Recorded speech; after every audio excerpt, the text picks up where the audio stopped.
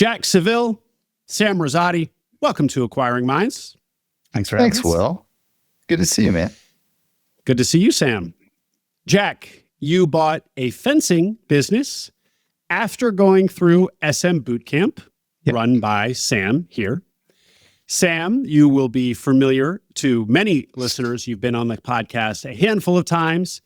And among the many things that you do today, you're building PSG, a very large commercial fence business. Is it the largest in the country at this point? I think unofficially it is. Most companies are private, so we don't know, but it would not surprise us if we are the largest commercial fencing gate business today. Great. Well, one of, if not the. So the upshot of today's story is that PSG, Sam, the business that you're building, acquired Strategic Fence. Jack, the business that you bought as a searcher. Yep. It is a deliciously full circle story today. And because of that, in the spirit of full circleness, why don't you two introduce each other, one, the other, and then we'll flip it. Good. Sam, I'm going to go first. You good with that? Fine. All right. Zero prep here, by the way. First and foremost, for me personally, Sam is a friend. He is a business partner. He is, in many ways, a mentor. He's a great role model. Sam's just a really awesome dude, and honestly is a key part of my story, which we'll obviously get in here today. I think probably more importantly, Sam is a father, husband to two kids. Professionally, Sam, let's see if I get this right. Former attorney, former accountant, former searcher, former owner-operator, current operator, current M&A, current traveler with me. Anyway, that's how I frequently describe Sam. Not in as many words, but that's how I frequently describe him. I've also had to intro Sam from time to time, and it's always a challenge. I never know exactly what to say. He's a man of many backgrounds and many things in search in particular. Yes. So I'm blushing. I didn't even get into your law firm, your SMB boot camp, and all the things. So clearly, I'm starting this off really strong here. So let's leave it at that. There's a lot to him. Embarrassed. Yeah. Sam, your turn. Jack Saville is also a friend of mine. He is a business partner. By the way, I'm not building PSG. Jack and I and a large team of highly capable professionals around the country are building it, and we're having a great time doing it. Jack is, and his wife, Ashley, I'm thankful that they trusted me from back 3 years ago when Jack was searching. We are business partners, we're friends, we're travel buddies. We pursue opportunities, deals together, which is fun because Jack is an operator by heart and I'm a deal junkie by heart. And so the yin and yang there is fantastic. Jack is an athlete, a psychotic athlete who I have this week caught in the gym at both. I didn't catch him at the gym at 5:30 in the morning, but I heard he was there, and at 5 in the afternoon the day before. He is a fantastic leader of men and women. He is a fantastic business partner. He is obviously a husband and a dad. I think I mentioned the husband part, but not a dad. And at the end of the day, at least for this conversation, a tremendous leader of people. Maybe that comes from your experience in the military, and Jack will probably hit that on that quickly, but a military veteran as well. Thank you. Appreciate that. Yeah, I don't dispute any of that. Maybe the athlete part, but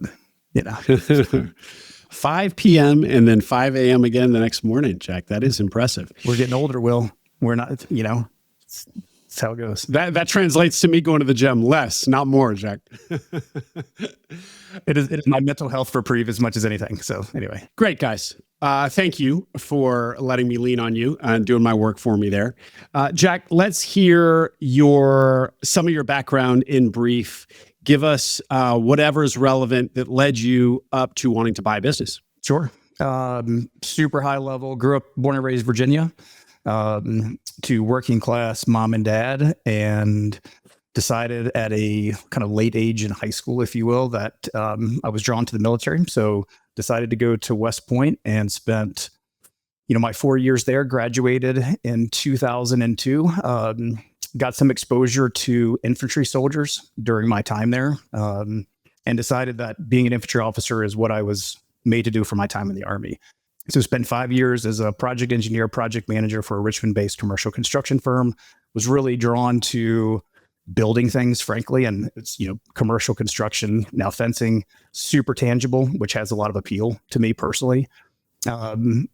Decided to go to the corporate world. Had a friend of mine that was at Capital One that recruited me to come, and spent my next 10 professional years at Capital One. I decided to get my MBA during that time as well. So went to the University of Richmond and did that in the evenings.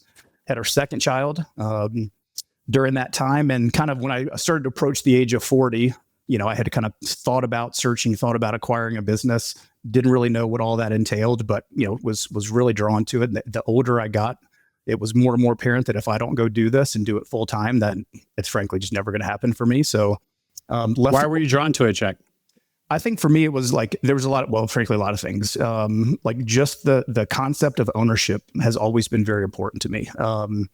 And I think a key part of my story is, although I've worked in some phenomenal companies, like never had that really deep sense of ownership, led teams, had, responsibilities and scopes of work in the corporate world. Right. But it is not true ownership, and had some close friends that were owning and operating businesses. And it always sounds way more sexy and appealing, frankly, than it is. But that was a big part of it for me, like wanting to own something, wanting to control what was within, my ability to control. And so again, decided to take the leap, gave myself the kind of the quintessential 2 years to search. At the time, kind of getting into a little bit, probably more will than we want to at this moment. But at the time, realized that although I'm, generally a confident person, like my confidence in search, honestly, was a bit lacking. So got connected with Sam probably through Twitter, gave him a call, asked him what was in it for him in terms of why he's running this SMB bootcamp. I think you had just gone through your first one, if I'm correct here, Sam. Sam was super transparent. I appreciated the openness and honesty. What did he say? It was, look, I want to work with great people. I want to share what I've learned. And frankly, I want to have the ability to invest in great deals and great people. So for me, there was no hidden agenda with Sam. I think, Sam, that's probably a defining trait of yours. There's no real hidden agendas to Sam. And as someone who appreciates openness and honesty, like that resonated with me. And honestly, it was 3 days to go meet some new people in my new world of search. So it's kind of a no-brainer for me to go do that.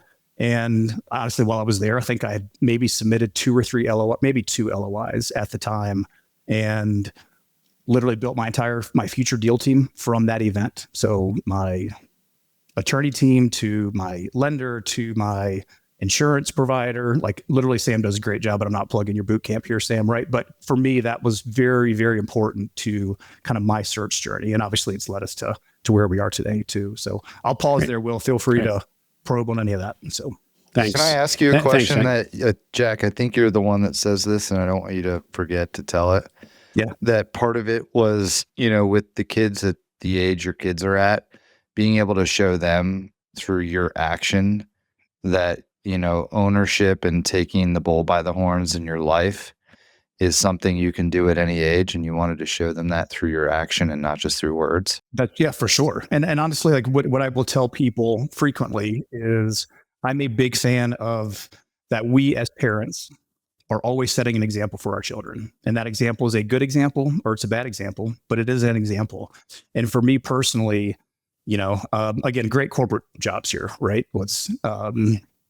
Had the opportunity to work with and interact and lead phenomenal people, many who I'm still very, very close with.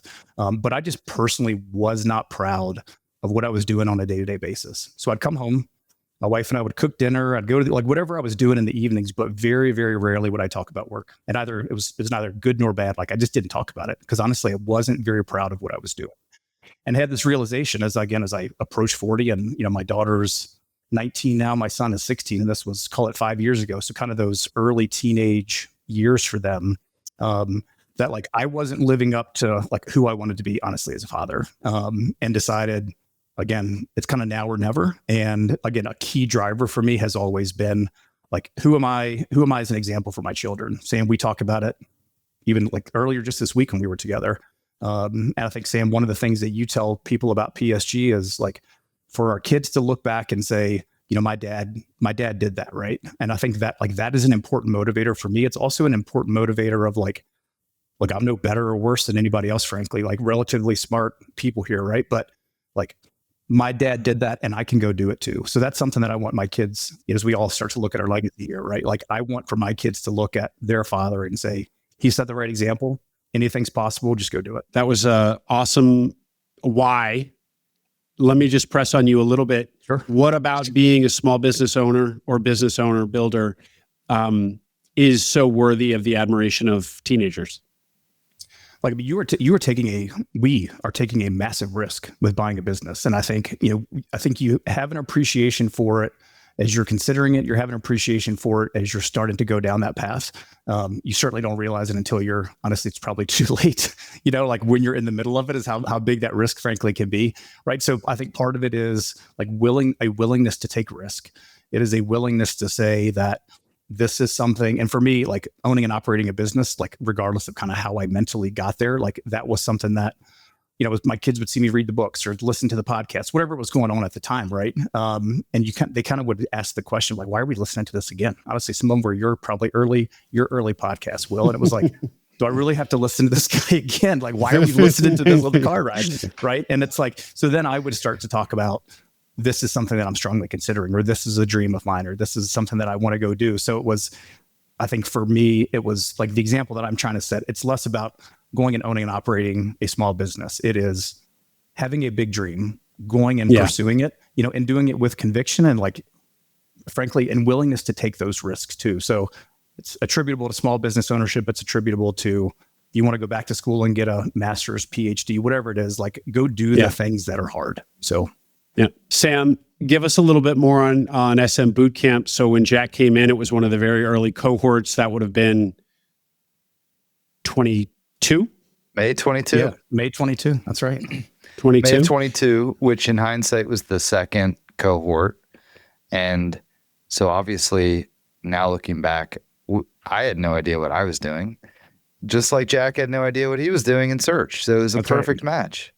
I remember where he sat. We were at an old venue that we don't use any longer. You don't use that venue anymore? I thought it was pretty good. Yeah. It was good, but it wasn't great.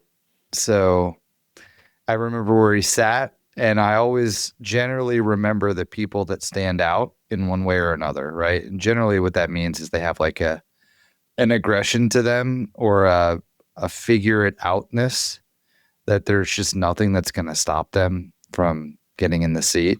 So I know this ended up with hopefully in a absolutely fantastic outcome. We're not there yet because we're still building together. It's going to happen though. It is going to happen. We have strong convictions about this. Yes. But I will never forget that, obviously. So good memories. What is SM Bootcamp? By the way, is it SMB Bootcamp or SM Bootcamp? That's a great question. We'll go with 1B, SM Bootcamp. Yeah. Okay. What does it look like today? I know that you launched an online component to it or version of it. Give us a picture of what it looks like today, 3+ years later. Yeah, so just over 4 years from our first cohort, which was in July of 2021. Ironically, 1 month later, we acquired a business called West Florida Fence, and that was the start of PSG. So it's a fond period of time for me, that stretch, summer of 2021. SM Bootcamp now has had, I'm going to get this wrong, it's 17 cohorts. We've had over 300 alumni come through. Really?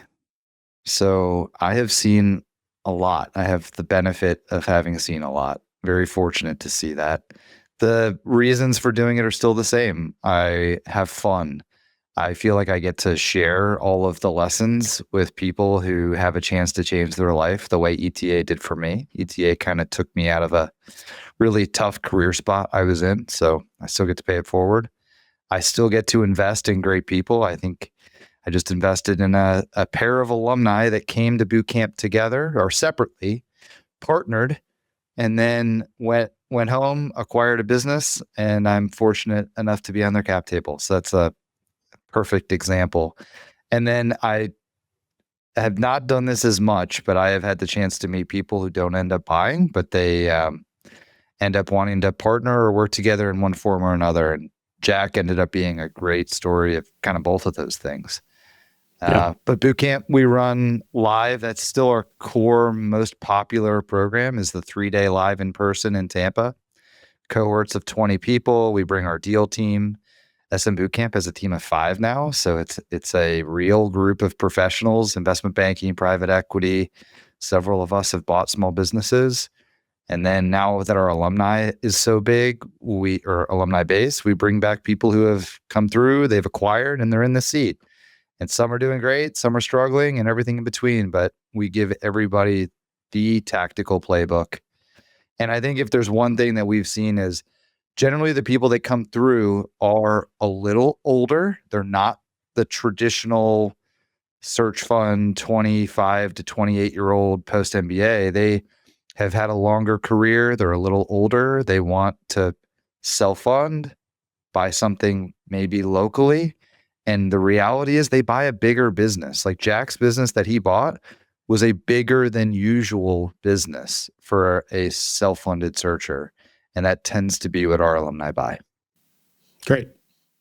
Well, for people who want Sam's full story, the history of Boot and his history in Fence, and even before that, how he got into ETA, we did a comprehensive walk through Sam's entrepreneurial life. Probably about a year ago at this point, Sam. Great episode. Taking us right up basically pretty much to the present. I've never had a colonoscopy, but that's what it felt like. I'm glad my guests have such an enjoyable experience. By the way, speaking of age, Sam, get on it. Yeah, that's right. You're approaching that age, buddy. Yeah. Almost. All right, guys. So, Jack, tell us what your search looked like. Give us a couple of the kind of parameters that you had, and then I want to hear about strategic fence and why you liked it. Please. Sure. Yeah. So for me, I was going to operate the business. Sam, you call it the big 3, little 2. I'm probably mixing that up. Let's see if I can remember them all. For me, I was going to operate the business. I was going to leverage the SBA for the debt portion of that deal. And geographically for me, my search or geographical search kind of evolved over time. When I mentioned I kind of had passively searched when I was doing corporate stuff, realized that in order to be successful that I needed to expand my geography. So I was searching from Virginia down to Florida. Texas was a market that I was also looking in, just given the sheer size of that market. And I've got some very close friends and family that live there. And because I used to live in Colorado, I was looking in Colorado as well. So you were prepared to move to Texas or Colorado from Virginia? We were. Say more about that. With your family, what was that going to look like? Yeah. So my wife works remotely. My kids are adventurous, supportive kids, right? And for us, the quintessential home is where your heart is, right? So my family is in Virginia. My wife's family is in Georgia. Had both locations would have been okay for us too. Like if I had found something in Virginia, and I think I submitted an LOI on at least 1, if not 2 businesses that were effectively in my backyard. But again, we were just open to a broader area. Like this kind of goes into the spirit of taking a risk, the spirit of adventure. And those were things like we were bought in, like not just financially, but bought into this is going to likely mean a move. Right. And, to kind of jump ahead to strategic fence, I remember vividly, had met with the owners over the phone or over a Zoom call. And it's obviously, Breckenridge, Colorado is a fantastic resort community in the wintertime and the summertime. So we decided to make a family vacation out of it. Took my kids there in the summer of 22, literally probably a month or 2, honestly, after I'd been in Tampa, right? Sam remind me to come back. Sam was super helpful in the LOI negotiation. We were there and, again, it's a small town, right? But both of my kids were like, yeah, this is a pretty kick-ass town, like tons of stuff to do recreationally. Like it's a great town. So that was a key part of, kind of getting the buy-in from my kids is like physically taking them there. And because again, it's a vacation town, it's pretty easy destination to make a trip out of. That strikes me as unusual, Sam, among searchers that if they have a family rooted somewhere, that they're willing to move the entire family. It's rare enough among single or childless people, let alone people with a family of four. Agree from what you see? It is absolutely the exception among self-funded ETA buyers, and especially among our alumni, for sure. Yeah. Most of us are tied, especially later in life, to a specific area. One thing that I will add, Will, is like geography is super important. There's things that my wife and kids and I like to do together. Again, that's like a lot of times it's just outdoor stuff, So there were some markets that like weren't on the list because frankly, I just didn't want to live there, or a town was too small and I didn't want to live there. And again, Breckenridge is kind of crossing the line, right? Because it's a super small town. But somebody who had just turned 40 at the time, like there were places like simply would not have been on my list, or it could have been a fantastic deal or fantastic opportunity. But if it was in a town that I didn't want to move to, like it just wouldn't have been on my list. So we were, we had some discretion, of course, as well. So yeah. Well, you called your kids adventurous. It sounds like the whole culture of the family is adventure. So good for you guys. We try. Yeah, that's great. Okay, so let's get into strategic fence. You find it where, how, and what did you like about it? Why don't you lay the groundwork, or whatever the appropriate term is for? So we met in May of 2022. Yep. And then timeline always helps people. When did you find the opportunity, and then when did we close? Yeah, I probably found it. I mean, it was very quickly after that. It was in maybe June-ish, something like that.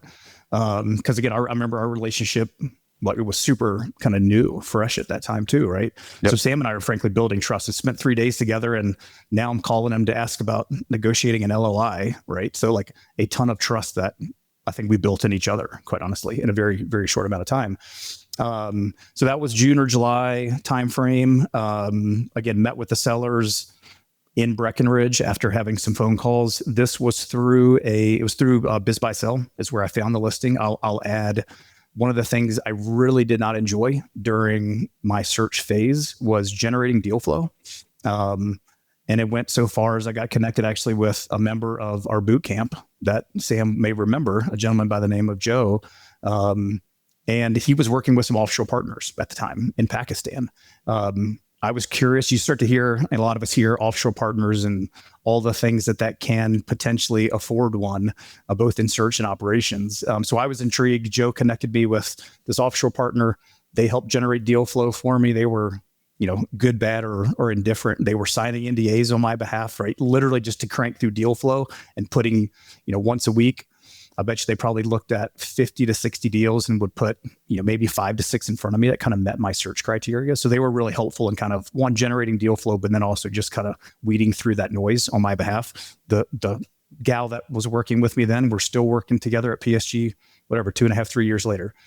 And Jack, was she doing off market or just on market screening everything that was on market? So one of the things that, Sam, back to your bootcamp plug here, right? Like one of the things that Sam preaches, in my opinion, is like you can go the proprietary search route.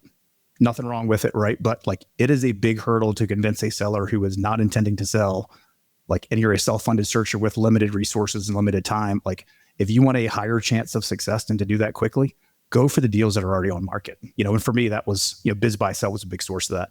We of course had we were scouring the listings for the small business brokers in the markets that we were into, but they were effectively all publicly listed. That could have just been through a newsletter or a website, but Biz Buy Sell was a key part of that. Yeah. And so your team in Pakistan was basically doing all the outreach, NDA signing, all the blocking and tackling of basically just working basically with the broker going through all of that to surface to you deals with the teasers and the sims that they thought you would meet your criteria and you'd want to look at. Yeah. A quick side note, like my corporate background was in supply chain and procurement. I'm a big fan of leveraging third parties to help. We can't do all things and can't be great at all things. And generating deal flow was not something that I was great at. It's like, this is what they do.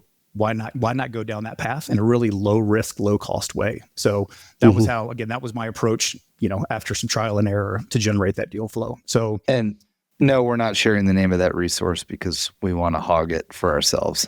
Yeah. They've become a key partner for us. So, yeah. And do you think that this person, of course, you're going to say yes. Do you think that this person is exceptional, or that similar people like her or him could be found on Upwork or elsewhere?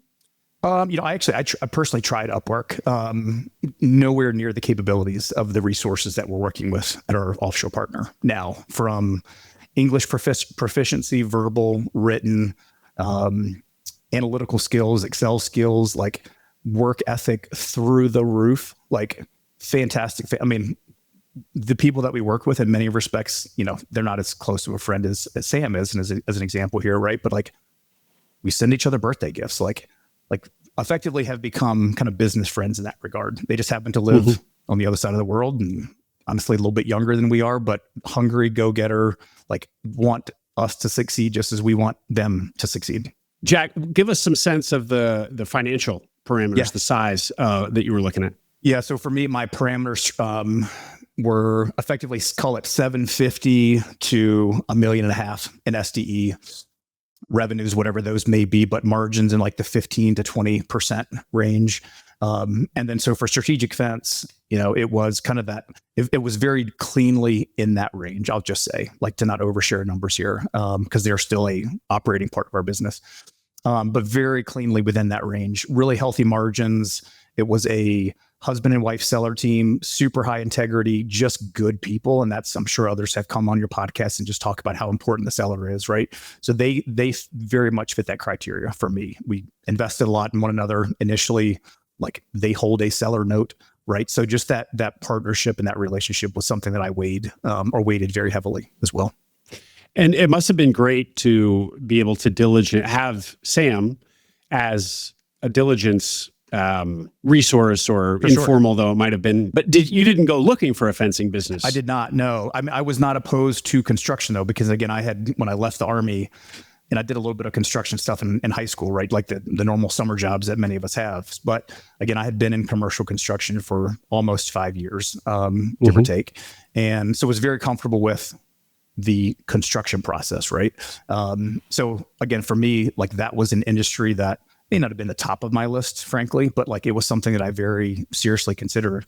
And when you're trying to generate deal flow, you see a lot of construction opportunities, a lot of project-based construction opportunities. So I was comfortable with that. There's of course pros and cons to that model, right? In terms of revenue and all, and earnings and cash flow predictability, right? But like I was comfortable with that model just because I'd been in it before. So yeah. And say more about either of you, maybe Sam first, how somebody can get comfortable with a construction-based business, because the cliche is that those are really challenging businesses. They're working capital challenge. There's operational complexity, and on and on and on. And yet, so many guests have bought and thrived in such businesses. Well, let's not forget they're still challenging because they can be cyclical. That's really the fundamental question, right? Construction. The project revenue means that you don't have any repeating revenue, so that there's a chance that it can be somewhat discretionary or turned off when times are tough. But the commercial construction business and the residential construction business are not the same. So you have to ask yourself what you're in. And are the end markets that you serve, are the industries of your customers, are they the kinds of industries that will continue to buy from you? In our case, for PSG or strategic, will they do construction projects? Are the industries stable? Are they, industrial warehouse, energy, data centers, all the things that should continue to see growth in good times and bad? And if they are, maybe you're not quite so subject to the swings of the economy. So I think you have to do a lot deeper digging than people are used to doing. You can't just read the headlines. Yeah. That doesn't make them easy, right? Construction businesses are big and they have big working capital balances. And sometimes labor can be tough, and you name it. So that's not easy. It's not. I agree. I agree. And I also kind of back to strategic fence a little bit here too, Will. For me, absent of like high integrity sellers, a market that I wanted to live in, financially like ticked all the right boxes. And there's some downsides, which I'll touch on too. Like there was like revenue diversity, honestly, which I really appreciated. So we did and still do commercial fencing. a little bit of residential fencing, temporary fencing, which has a rental, stream that's associated with it, and then a couple of these other small little ancillary things, right? And I also remember when I met one of the sellers for the first time, he's an Australian gentleman, and his comment to me when I asked him kind of why he got into this industry as well, and it was something with, still in an Australian accent, of course, right? But it was like, Jack, I'll tell you, fencing's the second oldest profession in the world. I had to think about like what he was implying there, but the reality is, and Sam touched on it, right? Like, in good times, you want to secure your things because you've perhaps just bought a bunch or you've just built a new home or a new commercial facility, right? And in bad times, you want to secure your things, right? So there is some cyclicality with the construction industry. For me, I also was as much betting on the Colorado resort market because that's where the majority of our work is today. So there were, again, it's not a perfect business by any stretch of the imagination. I learned that firsthand. We're still learning it, right? But it ticked a ton of boxes for me. Would love to hear a little bit more about being in a resort town. I'll just plug a recent episode where a couple of searchers bought in Aspen, which was actually their hometown, but they had left and lived on the coasts and then wanted to get back. And in fact, kind of their whole thesis then surrounded buying businesses in their hometown of Aspen. But one of the features of Aspen, at least, and probably in many of these towns, is that there's kind of a geographic moat. They bought an auto repair shop, and it wasn't another auto repair shop for 40 minutes up the road in Aspen. And so I wonder, is that a kind of a similar dynamic that you saw in Breck in your own business or in other businesses where there's a premium? You can enjoy maybe fatter margins because there just aren't, because it's the supply of what you offer is constrained. It is. Like, I don't want to say that we had no competition, but we had minimal competition. Denver's 90 minutes away, right? So and Denver's a thriving market that we're actively pursuing with PSG now too, right? So, but contractors that would want to drive up the hill, in I-70, if you've ever been on I-70, it's not a fun drive, right? So like they have to want to go up there, right? So for us, I felt like we had a really kind of a stronghold on that market. Honestly, you fast forward 12 months into my operating, 3 of my crew leaders left and 2 of them started to compete with me, right? So like they probably saw the opportunity as well. One of them, we've got a great relationship and we have a subcontractor agreement in place now, right? So, but it does speak to perhaps like your guests that are in Aspen. It's like, if you do really well, if you treat your customers right, you got to always have to price your work fairly, in my opinion, right? But like, sure, you do all the right things and good things can happen, and you overcome the seasonality that's associated with putting fence in the ground, in a snowy resort community, or dealing with the labor constraints and frankly, a labor pool that like is also living in a resort community for a similar reason that perhaps brought you there, So a lot of times their ambitions and motivations are not terribly high, absent of wanting to work and, kind of have the lifestyle, honestly, that they want to have too. So again, there are pros and cons to everything in life. And Jack, what about the obvious con that it's a smaller market, so you can only grow but so big? Yeah, if you choose to stay in that market. So for me, where part of my initial thesis was, acquire strategic fence. If we can grow outside of our market, i.e. Denver or other resort communities, we weren't doing a bunch of work in Aspen and Steamboat Springs at the time. We're starting to do more and more of that, which is fantastic. But there were geographical places that met or had very similar criteria that we could also expand into, right? That weren't being served by multiple fence companies. So that was part of it. It was, do we potentially look at more rental streams? Are we getting into dumpsters or porta potties or event type things? We do temporary fence for events today, right? But like, do we start to go more down that path as well? And I think the third one for me was, or alternatively, like I can look at other comparable types of business in these resort communities that are adjacent to Breckenridge and frankly, just buy their businesses, right? And you start to put teams in place and all that. So again, there were a couple paths that I at least considered. Honestly, PSG like wasn't even on my radar. Like it was and it wasn't, right? As an option. And here I stand at, I guess, option number 4 today. So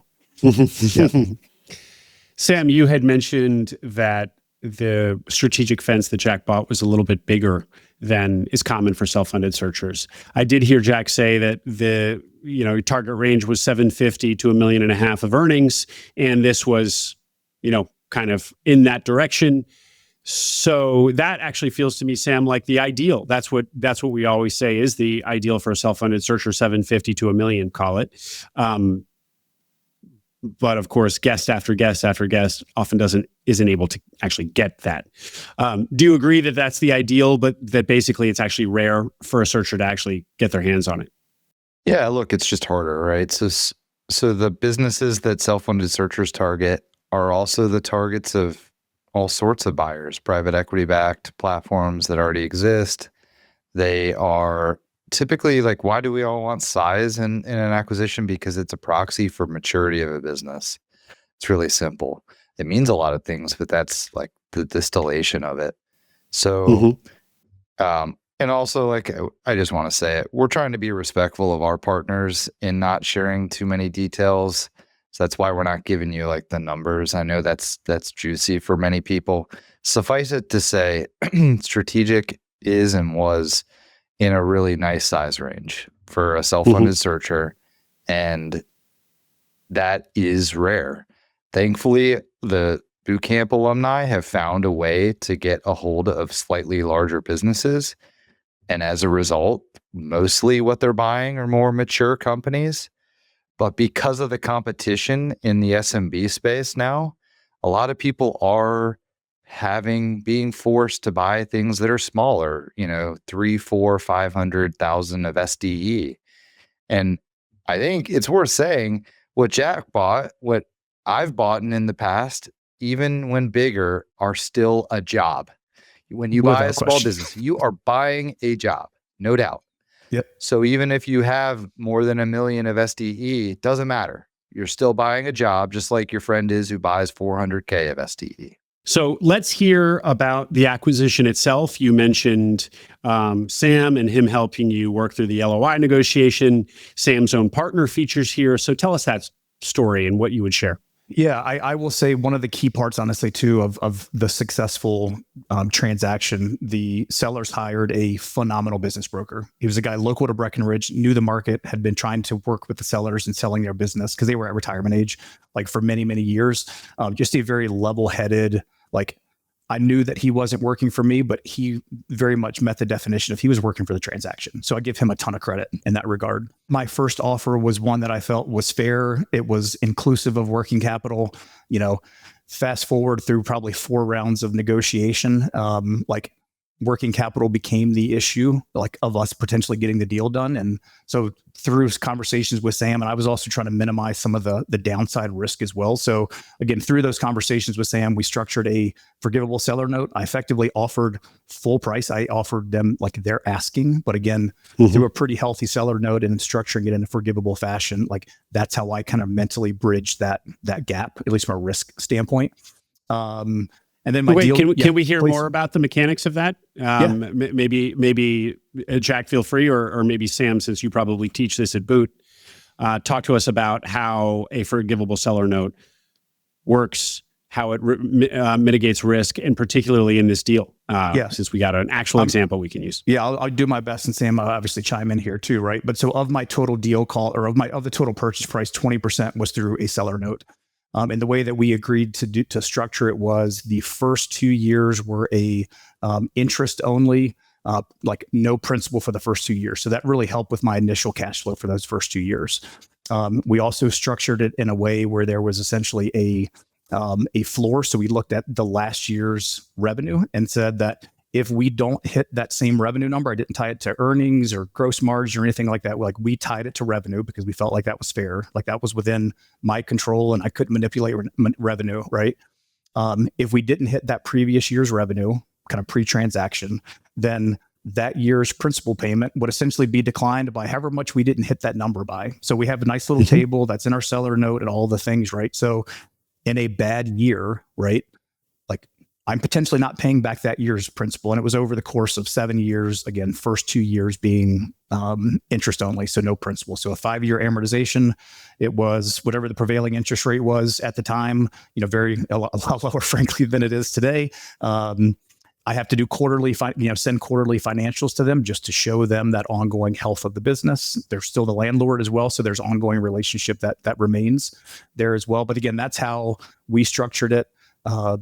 I think they got comfortable because their asking price was met. Obviously, a lot of it had to do with the confidence in me and my ability to successfully operate that business. So I didn't take that for granted at all. Like, I very much knew that I was selling myself to them.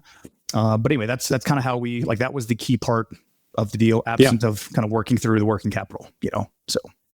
Sam, do you recommend your students use forgivability in the seller note by default right out of the gate, or only as if there's a risk that needs to be mitigated? Well, I mean, look, every deal's different, but the answer is in today's market, it's, late summer of 2025, it's still a seller's market. Sellers' expectations, generally speaking, are elevated. So what are they not doing? They're not giving huge price concessions. So all of us buyers are still, SMB buyers are feeling like we're getting pressed to pay maximum valuation. And so it is one of the few tools in the toolbox. Generally, earnouts are not allowed in SBA land. So it is the only tool in the toolbox to bridge a valuation gap. So it feels like an earnout, even though a forgivable note is not. But it is not an easy thing to negotiate. So there are deal implications to going down this road. So what I would say, long story short, is I wouldn't start with one, but if you end up in a valuation gap scenario, absolutely pull it out and use it. Jack, can we talk about how Sam and Sam's partner ended up on your cap table? Sure. So we got officially, I remember the day vividly. I was sitting in my truck. The broker called me and he's like, they just signed. And I'm like, again, this was through round 4 or 5 of LOI negotiations. And I remember saying, we need to let's pause and celebrate this. And he's like, whatever, we got to keep going, right? This was a moment in time where we should at least stop and celebrate for a brief moment here, right? Because it was a lot of work to get to that point. How did we get on your cap table? For me, my wife and I had saved some money like most people. We were prepared, obviously, to do our contribution from an equity standpoint. But it was also important for me to find that kind of value-added partner, right? Someone who could come in, sit on my cap table, but also potentially sit on my board. And I really wanted to limit that at the time, to 2 to 3 people, frankly. Had conversations with some really close friends, actually went to Sam initially. And Sam, I think, respectfully declined or kind of kicked the can because of the West Florida fence and PSG pending, or it had just closed transaction. But Sam said, look, I want to connect you with my business partner, his business partner, and now my business partner, a gentleman by the name of Chris. Flew down to meet Chris in Tampa a couple days later, and we spent the better part of the day kind of going through who I was as a person, who I wanted to be as an operator, what my plans were for the business. And I honestly got Chris's pitch on who he was as well. And Chris used to run a pretty large fence distribution business. So here was someone that, again, had partnered with a guy that I just met, that I'm starting to build a lot of trust and respect for, in Sam in this case. It's also a guy who'd been there, done that. Chris has got some gray hair, right? He was also a guy that took me for who I am, as a person, as a future operator. There was a lot of openness that we had in that first conversation. And Chris's comment to me literally at breakfast, as we finished up breakfast 4 hours later, was, Jack, we PSG/Chris will be your investor here. My only stipulation is that we are your only investor. So for me, it was, okay, well, I don't get the benefit necessarily of other people on my cap table or sitting perhaps on my board, but I've got a pretty awesome partner here, both in Chris as an individual and then kind of PSG as a whole. I'll also add, as I was thinking about raising that money, and I gave some thought to this, but I don't give myself too much credit because I didn't have the foresight potentially of, sitting in the seat today, partnering up with PSG necessarily in this capacity. But by getting exposed to PSG, for them learning me, that was also a potential option that we saw as, if this doesn't work out, or I want to change paths, whatever the case is, PSG potentially could have been an option for me. So that was also a side benefit, because I frankly told some other very, very close friends, thanks, but no thanks for the money that you want to invest in this business, which is also a difficult conversation, right? So again, PSG was just a great partner for me. Again, now as a continued partner, just in a little bit of a different capacity. So you saw optionality in working with PSG? For sure. Yep. It created that optionality for me, both as an operator and kind of post operations too. So, and the deal being that they would be the only check on into your deal. Yep. Or at least from a fence company or That's at right. all. At maybe. all. And honestly, Okay. like to give Chris credit. What does that mean? How you hearing that? Do you interpret that? What is that? I interpreted, and I think Chris was pretty open and honest in this regard, was like, I'm going to sit on your board with, frankly, me and my wife as a share. My wife's the shareholder of the business because of the personal guarantee, and we both had to sign it. Like, I don't think Chris wanted to sit on the board with anybody else, and it's like, in retrospect, I fully get and appreciate that, right? Like, he had, effectively an equal voice to me and my wife, not necessarily by percentage, right? But that voice in those quarterly board meetings, or the guy that I'm calling and having a bad day with, it's like, I'm not calling 3 people, I'm calling Chris. So, Sam, you're smiling. Anything to add to all this? No, look, I think we felt fortunate. So when you called me, I was like thrilled to help you. But I think it's worth saying, like, you can have the grandest plans in the world and you have no idea how things are going to shake out, right? You just have to make your best guess. And I think we both had ideas that while the partnership was starting fairly modestly, like Jack and Ashley had the lion's share of the ownership, the lion's share of the risk. We were a single modest check in his cap table. We saw it equally as multiple ways to win. Only one of those is what actually happened, which was to end up kind of, acquiring strategic, but more importantly, getting Jack as a partner. There were a lot of ways to win from this from our side. And same for Jack. He was smart to think, like, I need to know ultimately who could buy this business from me, and to think it could be us potentially was a smart thing to do. Yep. And Will, I'll share, we can cut this if you want, right? But I'll share that, like, for the terms, and give credit to the bootcamp here, right? Like, the terms that I went to PSG with kind of in my sim that I went to market with, quote unquote, like, it was 2x step up on your money. Here's your dividend. Like, for me, I had, of the total equity split, I did 80-20. So 80% common, 20% pref. 80% common was all me and my wife, and the 20% pref was split between me and PSG based on our capital contribution. So again, it felt like a big check. Is the one that they wrote me. Like, it was and it wasn't, to be honest, right? But I felt like I was giving them market terms. They were, like, very active, Chris in particular, very active in partnering with me on that. So again, if we were still in that position today, I think financially it would have been a great move for you. It would have been a great move for me as well. It just happened to evolve into what we are today. So exactly. Great, Jack. Thank you for all that and all that detail. Really, really good stuff to hear. So let's hear from your tenure as owner operator. You move out there with the entire family from Virginia to Colorado. What does that look like? And then I'll go from there. So we closed in January of 23. So we're, again, school age kids. My daughter was in her junior year and my son was in his 8th grade. So last year of middle school. I knew that at a minimum, the first 6 months were going to be pretty challenging.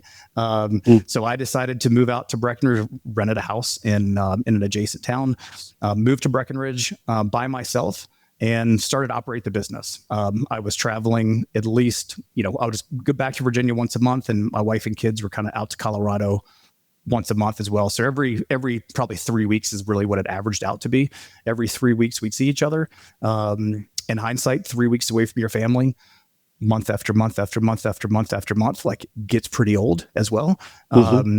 School year finished up. They came out and spent the summer with me. And then we gave both of my children, honestly, the option of, where do you want to spend the next year of school? So my daughter was going into her senior year of high school. She was in a fantastic school in Virginia. She elected to stay in Virginia. So my wife stayed back with her. And my son said, kind of in that spirit of adventure, like, no, let's move out to Breckenridge. And again, I'll go live with dad. Right.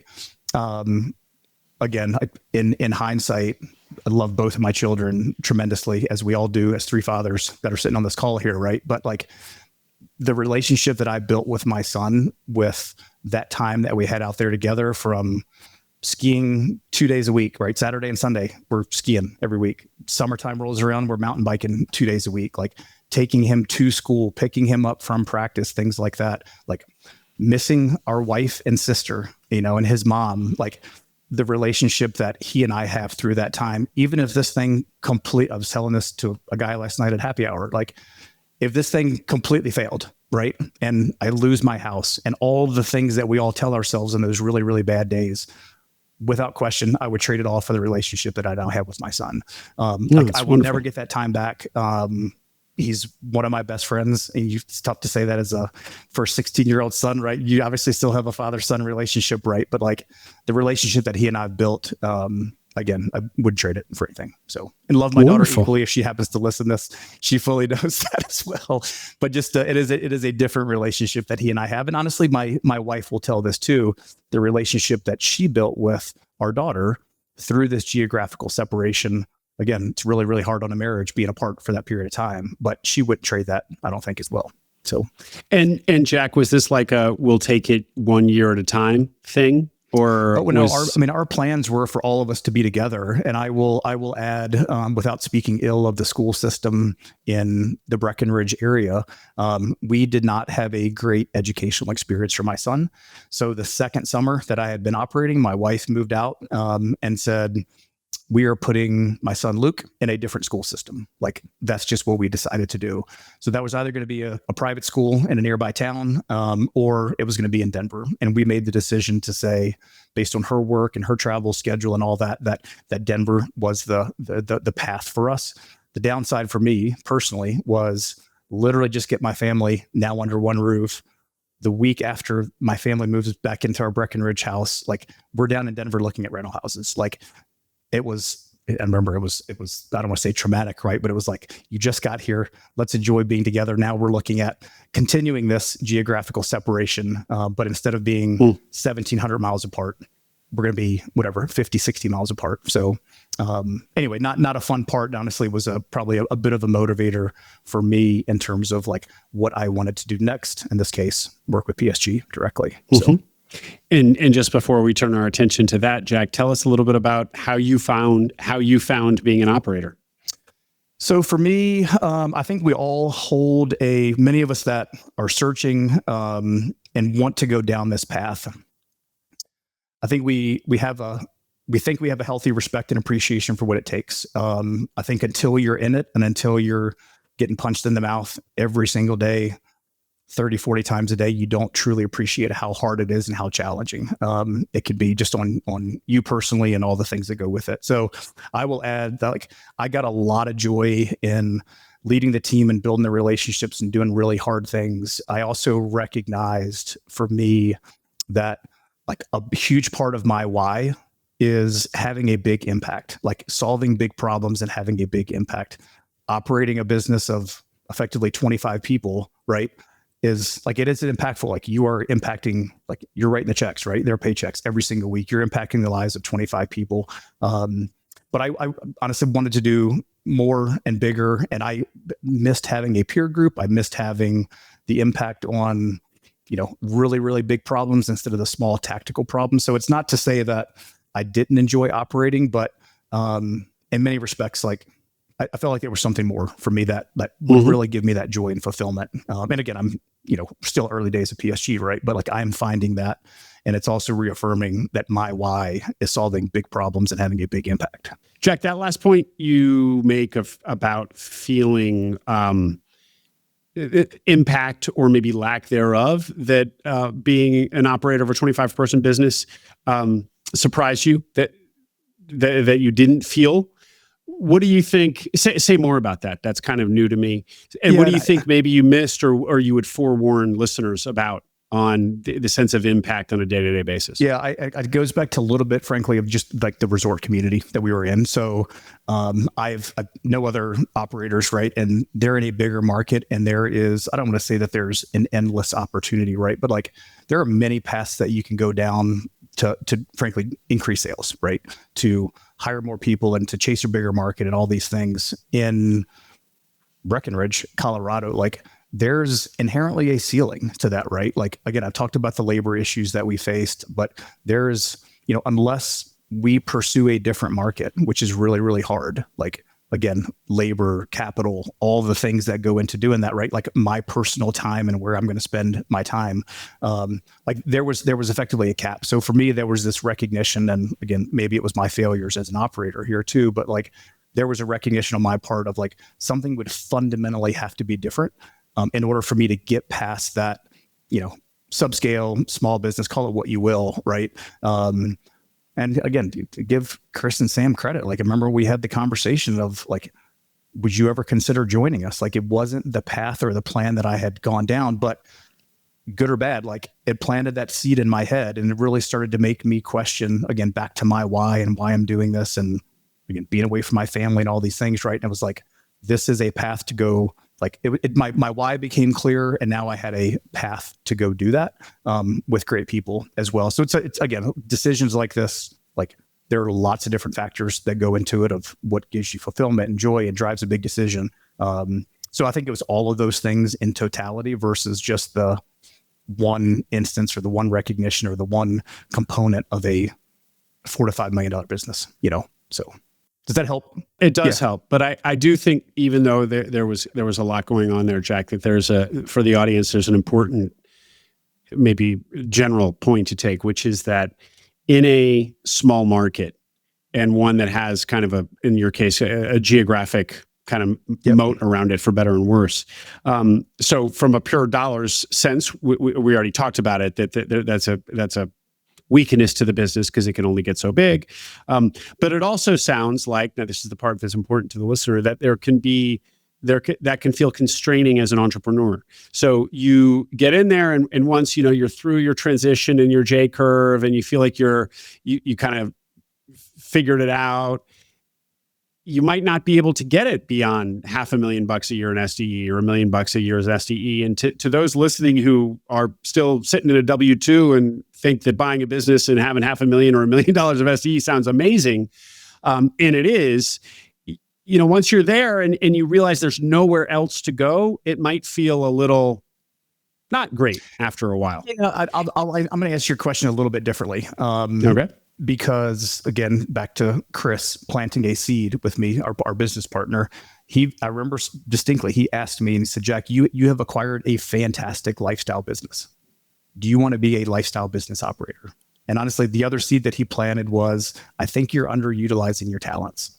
And again, I've got low ego. I'm a relatively humble guy, right? But like that also resonated with me. And again, it's not that I was better or like that the business wasn't big enough, but for me, kind of back to reaffirming my why, like it wasn't running a lifestyle business. And that's, unless we fundamentally do something different, which to be clear, like we are pursuing those steps now with PSG and our strategy there. But like, unless I pursued something differently, I was going to continue to own and operate a lifestyle business as long as I sat in that seat. And that's just not, again, back to understanding my why. That's not what gave me joy. So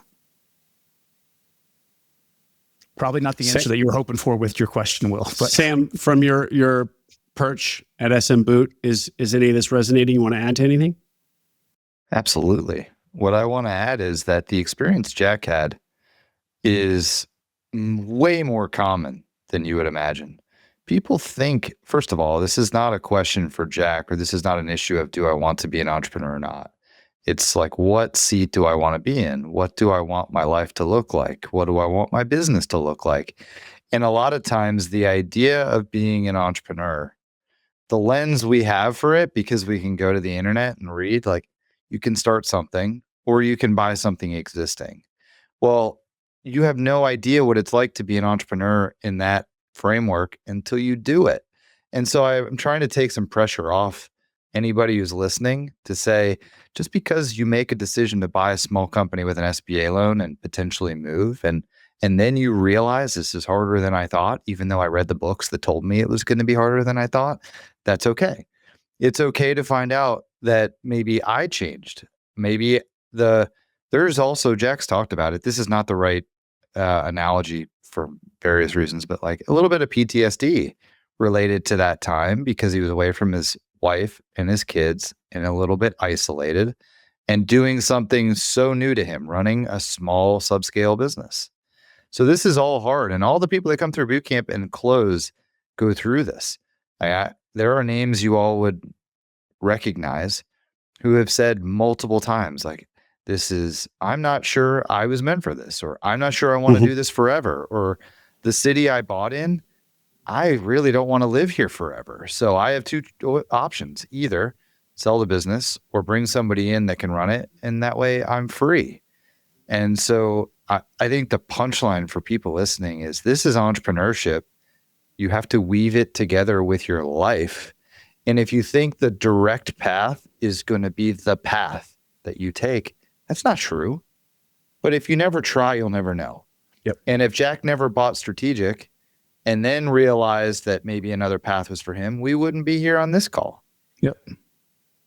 And I'd still be sitting in my corporate seat, that's sometimes the other side of the coin, and that's not good or bad. I think it's just like, I recognize that wasn't the fit for me. And so regardless of not knowing where that path may have gone, like that was a key part of my risk criteria too, or decisioning, is I'm okay with not having the other side of that coin, regardless of where this may or may not go, So anyway, sometimes I reflect back on, like, I think I'll consider myself an entrepreneur, but like just as a man, as a human, like we're not made to be complacent. We're not made to do easy things. And like, that's part of, frankly, just waking up and being excited to get out of bed every day and being proud of what you do. And it's, again, it comes with risk. It comes with people are going to look at you and like, you own a fence company. Like, I don't get it. Right. But anyway, I think it's just a key part of how you think about life, or how I've chosen to think about life as well.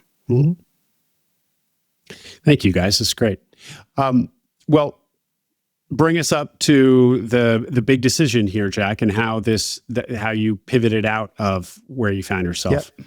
So again, I had this couple seeds planted by our friend Chris of, is this something that you may want to explore? And at the time it was like, it like definitively was not. I was pretty in the early days, or kind of within the first 24 months, of course, of operating my business, getting my feet under me, starting to get some traction. Like our second year of operating, we had pretty good growth, I would say, and like saw a path to generating good cash flow and put money in my pocket and all the things that this had intended to be when I first started. But again, he planted that seed of like, would you want to join us? And like, do you want to run a lifestyle business? And like, I think you're underutilizing your talents. Like all kind of probably those three things combined really just opened to my eyes to like what could be next. I'd gotten exposure at this time, of course, to Sam, but kind of the rest of the PSG leadership team. And they were people that I generally enjoyed being around and have respect for. So again, kind of back to the peer network, like I was also creating a new peer network as well, in a working capacity, not just get together once a year at a strategy type meeting that I happened to be invited to. So of course, talked with my wife about it and my kids, and there was the family dynamic of like, had just been living apart. So again, lots of decisions went into that, but we decided that this is the right path, for us collectively. Sam, I don't want to speak for PSG here, right? But we took on a capital provider.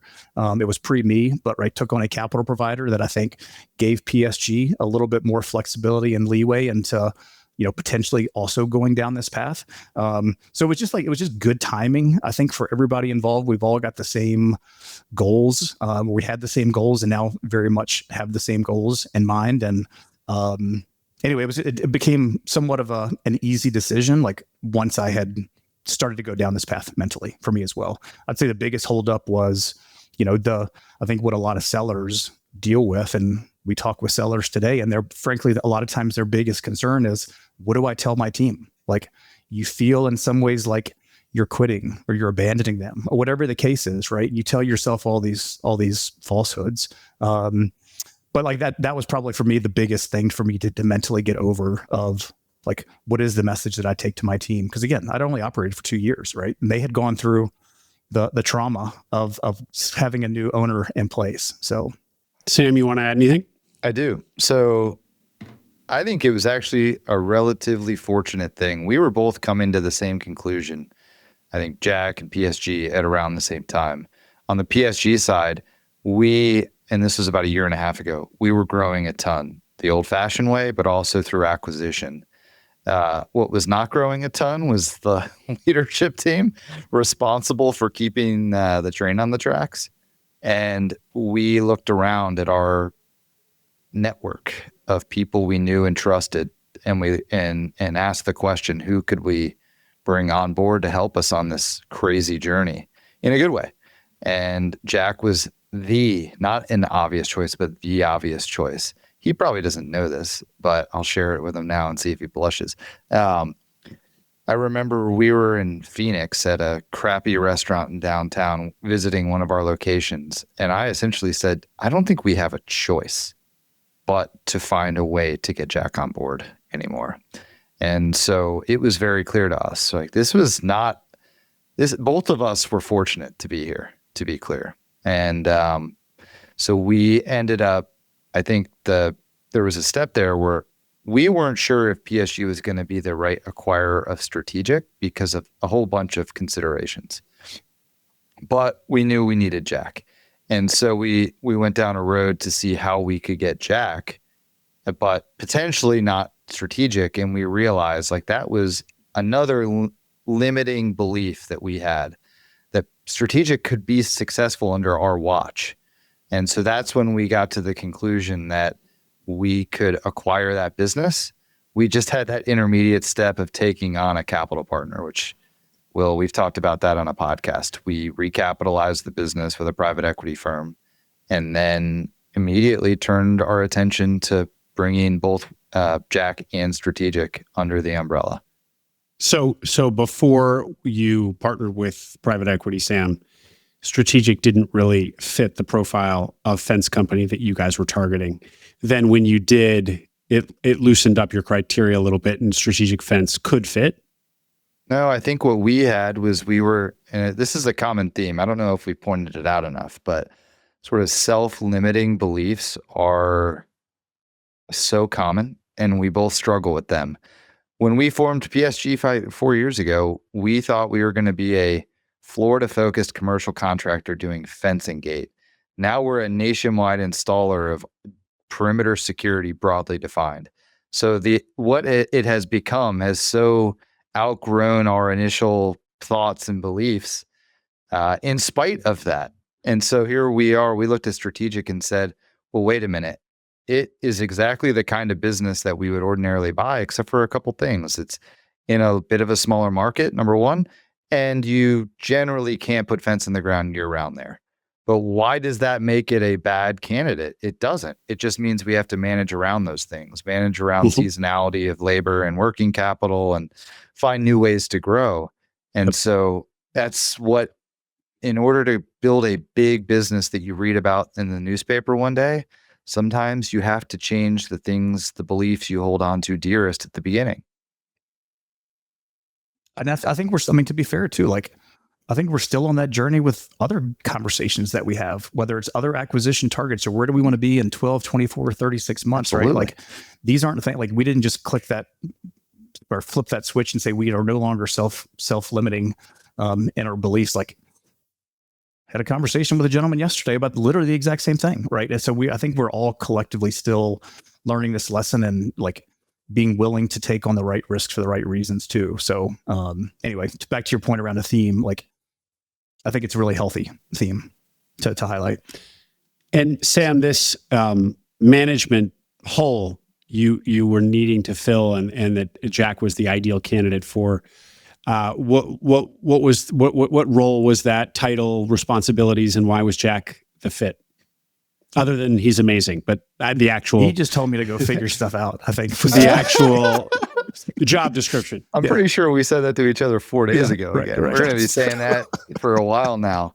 So what we need is a leader of people who can first and foremost be a phenomenal leader and get people on board to want to go to war with them. No pun intended there. Bad choice of words. And yet we needed somebody that had fence experience. We didn't need them to be able to run a day-to-day fencing organization, but to be able to lead others to be doing that. So what that specifically means for Jack today is the Western market president. So he is responsible for the performance of our entire business, essentially west of Texas. And that business is pretty large today, and in short order, it's going to be a heck of a lot larger. So it's a big responsibility.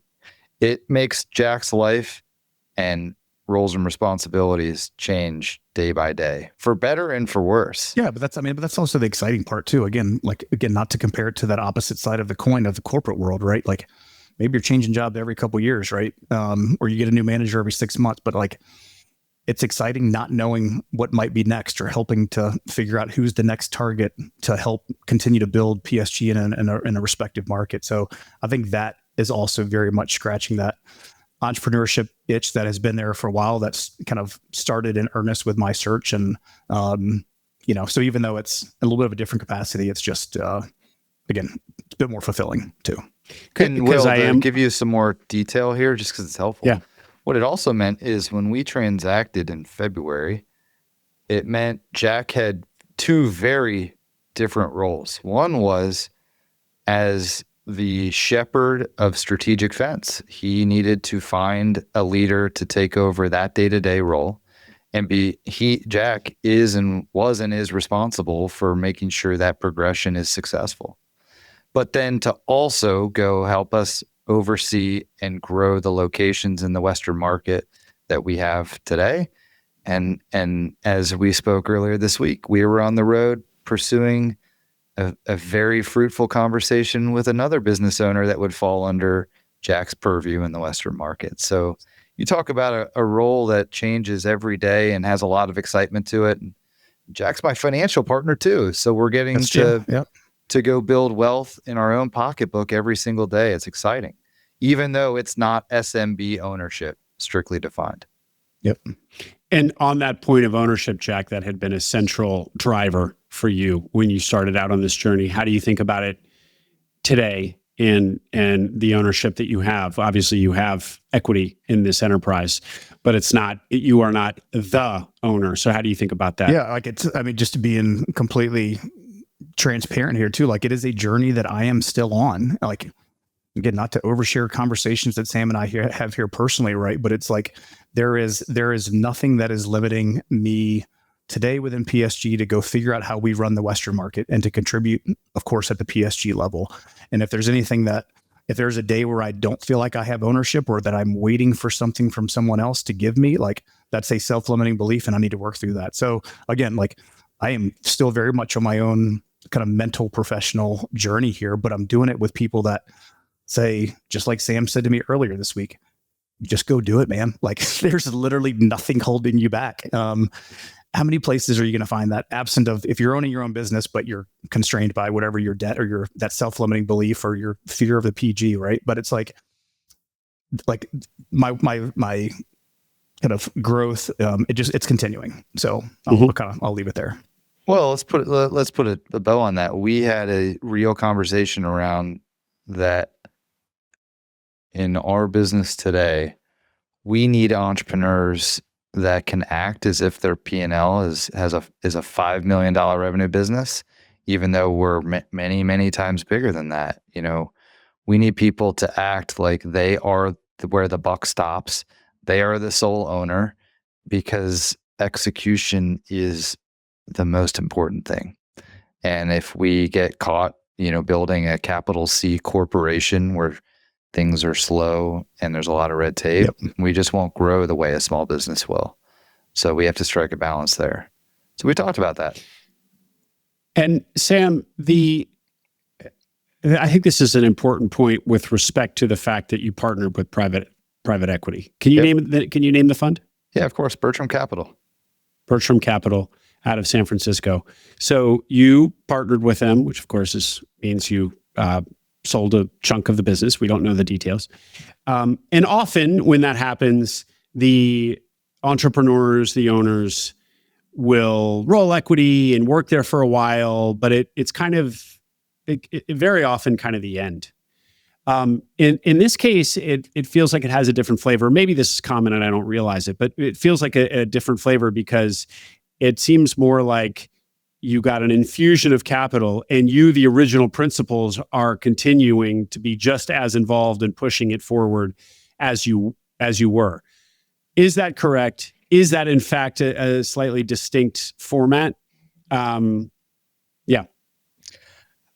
Is it distinct? I don't know, because my sample size isn't that big. I think what's unique is the partners that we took on are phenomenal partners. They trust us. They let us run. They help us. They answer the call when we need help. They are supportive. They listen. And that's all fantastic. That's what we were looking for. In many ways, we might have gotten lucky. that we ended up with what we were actually looking for. But it is true. Nothing has changed in the sense that it is generally the same team. Plus, we've had to add. And maybe they bring a little bit more discipline because we are now doing the heavy lifting of digesting all of these acquisitions and building an integrated perimeter security business instead of like a collection of brands and locations. Mm-hmm. So they're helping us do that. We've never done that before. But yeah, I mean, it is fundamentally the same team tasked with just running faster. So it's more entrepreneurial than ever, other than we have partners to help us. And so when did it happen that you sold to PSG? It was Valentine's Day of this year, 2014. I vividly remember that day. I was skiing Big Sky with my best friend and his family and frantically trying to wire money to close the deal and sign in DocuSigns and all that stuff. So that's, anyway, 2014 to Sam's point. And my role stayed, effectively as president of Strategic Fence and getting the GM on board. And I think technically it's still my title probably on some document, Sam, right? But again, having a great GM in place is really making it fruitful. He's doing way better than I did, honestly. And it's fun to be a part of that too. So. And Jack, just final question on that, because that is the aspiration of many searchers, to put in a GM and to be able to step away. You've effectively done that. You're obviously watching Strategic Fence, but the whole point was to be able to get you focused on PSG, the whole Western market. How do you reflect on being able to find a GM, putting them in, and unlocking your ability to change your focus? I'll say for anybody, for anybody that is like has this easy button they think that they're going to hit to go hire a GM. Like, one, it's not easy. Two, it's expensive. We use a recruiter. I think we got lucky in finding this gentleman. I think being a part of PSG and for him to see that this opportunity for him is also, or can also be bigger than Strategic Fence is super, super important. He's also, effectively, I don't know what we call it, Sam, but he's also like, he will share in the future benefits of PSG when that time comes, right? So he has got very much some financial stake in this game too. And he's just a great dude. Like, I mean, that's the thing is, like, I'm a huge firm believer of just work with people that you really like. And he is that for me, certainly in that location, but also a broader friend. But it's not easy. And I think we talk about, kind of making your own luck sometimes, Sam. Like, this was an instance where I made my own luck and holding a high bar, but two, like putting the right structure in front of this guy and, just being there to support him and serve him as well. Guys, anything about this story, plot point, or probably more importantly, a theme that we didn't hit on that you wanted to? I would say is maybe a few more things. One is, if you step back, what can a broad swath of your listeners look at this and think? This is two guys that are just trying to make their own luck. And that's what entrepreneurship is. And this story also is not yet done. So we'll see where it ends up. But, entrepreneurship is a winding road, and that's okay. But also know that when you get into it, it means an unpredictable outcome, pro and con. Maybe that's one. And the other one is, it is okay if what you do is you buy a business where your goal is to sell it to a capital-backed group where they're in the business already and you become part of a broader organization. That can be a good outcome for entrepreneurs. And then that's what Jack did. And now Jack is over here on our team. Hopefully, if this goes well in the not too distant future, you might read about the business we're buying in the newspaper, and our families will be better off because of it. And so there are different ways to do entrepreneurship. This is just one.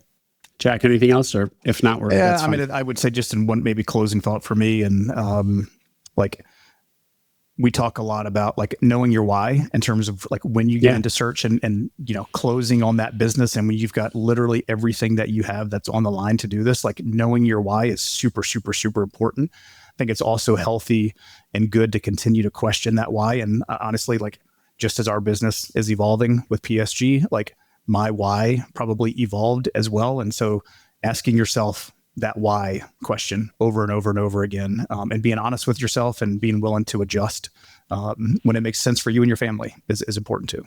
I love that.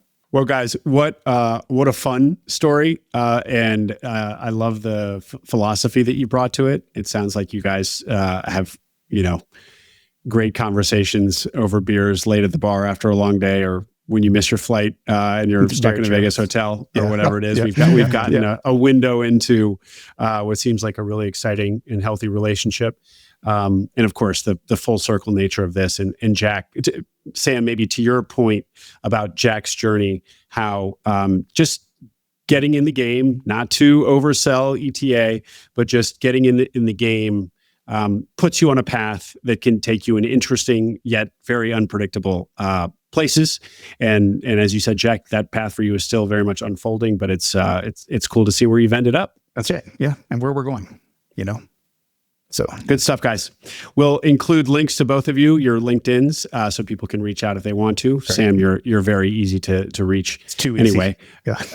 But we'll have a LinkedIn for both of you.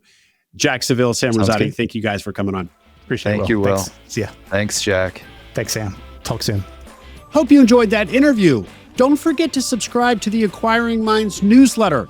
We send an email for every episode with an introduction to the interview, a link to the video version on YouTube, and soon, key takeaways, numbers, and more essentials from the interview for those of you who don't have time to listen or watch it. Subscribe at acquiringminds.co. You'll also find all our webinars there on the website, both those we have coming up and recordings of past webinars. At this point, there are over 30 webinar recordings, a wealth of information on all the technical nitty-gritty of buying a business. acquiringminds.co.